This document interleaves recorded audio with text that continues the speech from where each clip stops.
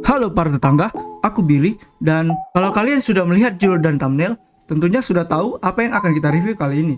Yap, HyperX Quadcast S RGB Condenser Mic. Tapi sebelum kita mulai, perlu kalian ingat, aku bukanlah pakar audio, sehingga aku tidak akan membahas hal-hal yang terlalu teknikal di sini. Dan bisa dibilang, ini merupakan review singkat untuk mic ini. Aku akan melakukan review sesuai pengalamanku menggunakan mic ini. So, langsung aja kita bahas.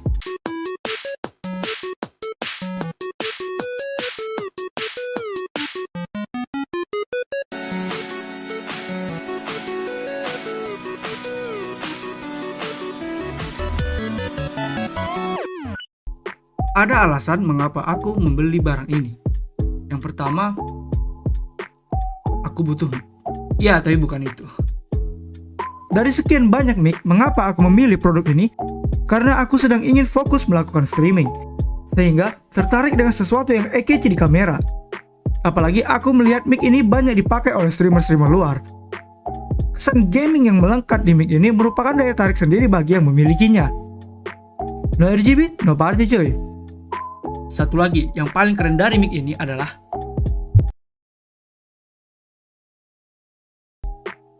di dalam kotak pembelian, kalian akan mendapatkan mic dengan shock mount serta stand-nya, buku petunjuk pemakaian, sebuah penyambung untuk boom arm atau stand mic, serta kabel Type A to Type C. HyperX Quadcast S merupakan mic berjenis condenser yang mampu menangkap suara yang lemah sekalipun, sehingga cocok digunakan untuk stream maupun podcast. Selain fitur fast mode yang telah kita bahas tadi, mic ini juga memiliki pengaturan knob yang berguna untuk mengolah polar atau pengambilan suara yang ditangkap. Buat kamu yang gak paham dengan apa itu polar pattern, simpelnya seperti kamu bermain game PUBG Mobile dan mendengarkan suara asal tembakan. Kalian itu bisa tahu dari mana musuh akan datang, dari kiri ataupun kanan. Seperti itulah mic ini bekerja. Ia dapat menangkap suara bergantung dari mana suara itu datang. Mic ini dapat mengatur dari mana arah penangkapan sesuai yang diinginkan, seperti stereo yang menangkap arah kiri, kanan, dan depan, omnidirectional menangkap sekitarnya, cardioid untuk menangkap bagian depan, dan bidirectional untuk kamu yang melakukan podcast. Kamu juga bisa mengatur besar suara kamu secara langsung di mic ini, dengan knob yang ada di bagian dasar. Oh iya, mic ini dari awal sudah memiliki shock mount dan pop filter. Jadi kamu nggak perlu lagi membeli part tambahan ketika dipasangkan ke boom arm. Apalagi, mic ini sudah dilengkapi dengan port audio jack sehingga kamu bisa mendengar suara kamu secara langsung ketika sedang merekam suara. Sejauh aku menggunakannya untuk stream dan juga merekam konten, mic ini berhasil memberikan suara yang baik dan bulat.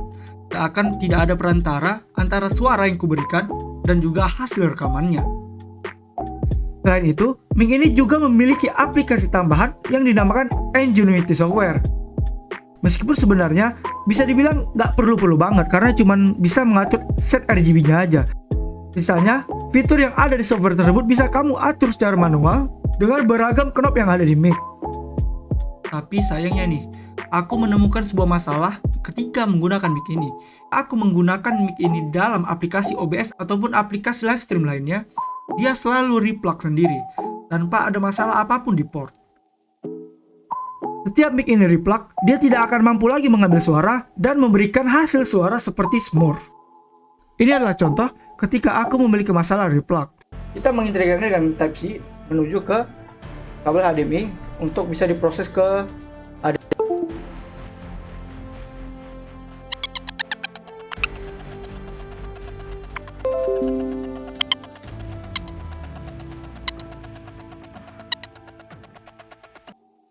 Aku sendiri sudah mencari tahu apa penyebab hal ini. Mulai mencoba dari pengaturan sound, device manager, hingga reinstall OBS. Namun sepertinya masalah ini belum juga selesai. Ternyata ini merupakan penyakit mic USB di Windows 10. Berbagai forum diskusi membahas hal ini, mulai dari forum Windows ataupun Reddit. Namun sepertinya tidak ada konklusi pasti mengapa hal ini terjadi. Tentunya aku sempat frustasi mengenai hal ini karena aku sendiri tidak menemukan apa asal-usul hal ini terjadi. Namun, jika coba mengupdate BIOS dari perangkat yang digunakan, maka bisa menyelesaikan masalah tersebut. Di sini, aku menggunakan laptop ROG G531GD dan hasilnya terbilang cukup bekerja. meskipun terjadi replug di kemudian hari, masih ada alternatif yang bisa kamu gunakan di mic ini, yaitu dengan memanfaatkan audio jack yang ada di dalam mic. Karena jika kamu memiliki kabel audio jack tambahan, kamu bisa menghasilkan suara analog yang bisa dikonversikan menjadi digital. Tentunya, kalian harus membeli perangkat tambahan seperti mixer. Namun aku belum sempat mencoba karena mic ini ya berhasil aku perbaiki lewat update BIOS.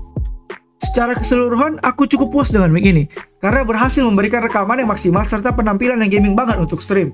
Sayangnya, permasalahan replug yang terjadi beberapa waktu yang lalu cukup membuatku sedikit menurunkan ekspektasi dengan mic ini. Namun sepertinya itu adalah masalah di bagian firmware ataupun software.